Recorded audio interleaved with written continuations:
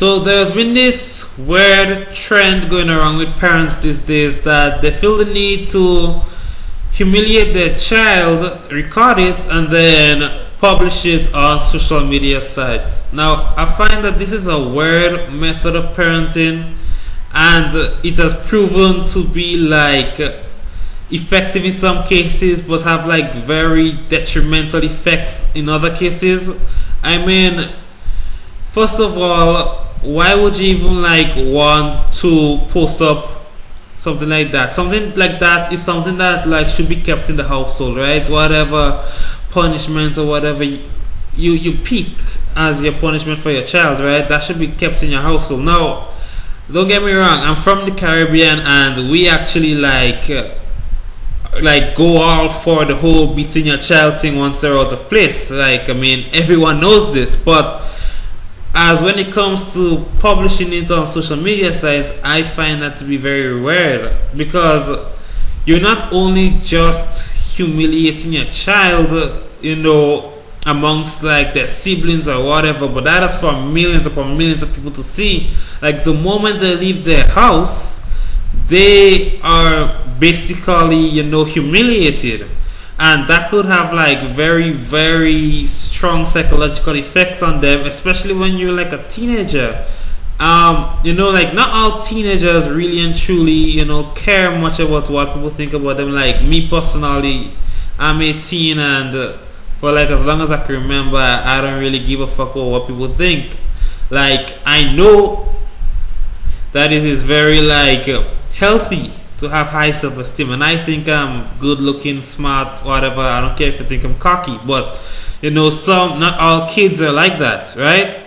Like, you would be surprised just how low like some children's self-esteem are, like how much they cherish whatever people think about them. That is why they act out. Sometimes they don't act out to like gain attention, but they act out to actually fit in to like some sort of crowd that they deem as being the most popular crowd, or the most socially superior crowd in wherever they go, whether it's school or wherever, right? So first of all, what you should do is sit down and talk to your child. Now, a lot of parents mix up the difference between a lecture and a conversation. You sitting your child down and telling them what you expect of them, what is right, what is wrong, what you're disappointed in them for, this sort of stuff, that's a lecture. You sitting down with your child and two of you guys exchanging words, that's a conversation. You'd be surprised just how much of an impact just one simple conversation with your child will have, and not you just yelling and all this sort of stuff. Because I see like these videos, right, and it's just parents yelling. Like, if you close your eyes, you would completely not know who is the adult from who is the child in this scenario. Like, they're yelling and getting all hyper and all sort of stuff, and they're not even thinking rationally like an adult should, right? Especially in situations such as that. You're just like, I'm tired of saying this, I'm tired of saying that. But if you're doing the same thing and saying the same thing, and you're seeing that it's not working, why would you think that you doing it again and saying it again will work? That makes no sense. If you have a problem and you try one thing to solve that problem, and whatever you thought would have been the solution for that problem is not the solution, then it's obvious that you need to reevaluate whatever you're doing and try to find a different solution. So in this case, you need to find a different parenting method from the yelling and getting all hyper and all this sort of stuff. And I'm saying this because for a fact, this has shown detrimental effects. Like, there was this one girl who committed suicide because of this. Like, some parents, that just goes to show that just how some parents truly don't know just what their child go through or experience once they leave the house. Like, socially, like just how vulnerable they are socially, or just how much they think about the opinion of others, what opinions of themselves others have. And what I find is weird is that even after this child committed suicide, that parents still continue to do this and still think that this is an acceptable method of punishing their child. Like, what sort of good parent can tell me that they're willing to, use a parenting method which has a risk of their child committing suicide, which has shown feasible evidence that a child is capable of committing suicide based on this parenting method?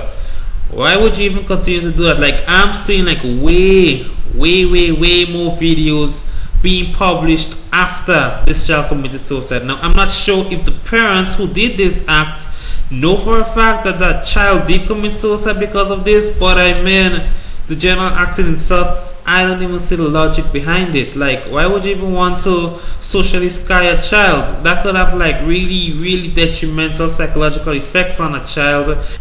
So parents, my question to you guys is, why do you think this is an acceptable method of punishment? Like, for your child to leave the house and have everyone laughing at them, everyone scorning them feeling belittled, and all this sort of stuff. So they're leaving the house and being scorned and belittled and whatever, and then they're returning home to you nagging and yelling and whatever.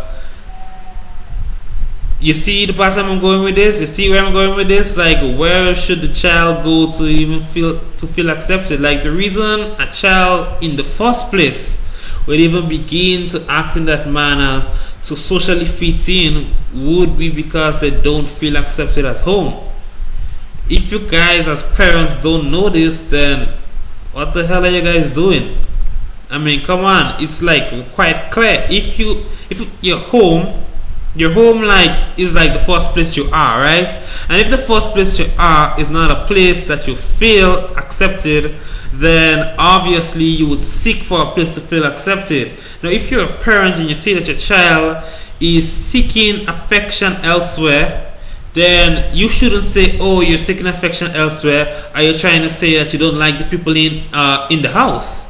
You shouldn't see it at that point of view. You should see it at the point of view as, okay, the child is seeking affection elsewhere. That means whatever is happening in the house currently, it's something that is having an adverse effect on how the child sees us in the house.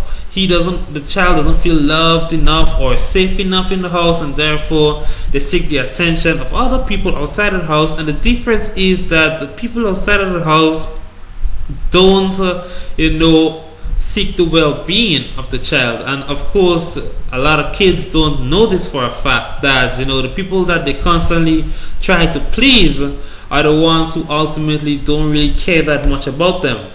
Now, you as a parent, you may know this because obviously you've been a teenager before, you understand certain things like this, but ultimately the way you go about it is not to yell and demand stuff from the child, but to actually give the child the missing affection that they need at home, so that when they go out there they don't need to seek it from others out there, because they know once they return home they have a loving, caring parent. Now, I know you guys are gonna say, of course I love my child, who is he to say I don't love my child, whatever, if you're getting all frustrated or whatever, because I'm telling you that this method is really stupid. But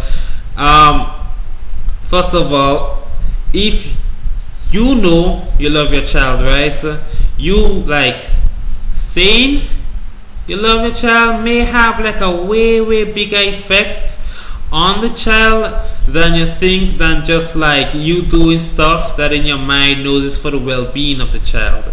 You saying that okay, I love you, I this, I that, really may play a much bigger role. And like I said, having a good, decent conversation with your child, you will be surprised just how much of an effect it will have, instead of like all the nagging and yelling and all this sort of stuff. Because I know of parents who do this, and obviously the parents who do this stuff, like a lot of the parents that I see in the videos are still screaming and still yelling and saying this and trying to show their superiority over the child, ultimately this child will just grow up to resent you.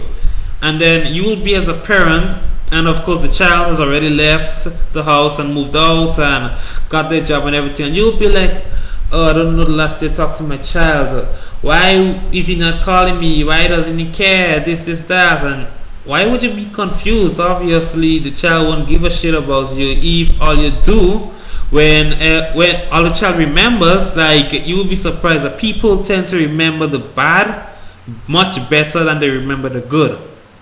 Obviously, when the child thinks about you, what they remember is the yelling, the nagging, the this and the that, and the humiliation that they had to endure, all this sort of stuff, and they will ultimately, you know, really keep their distance from you once they move out.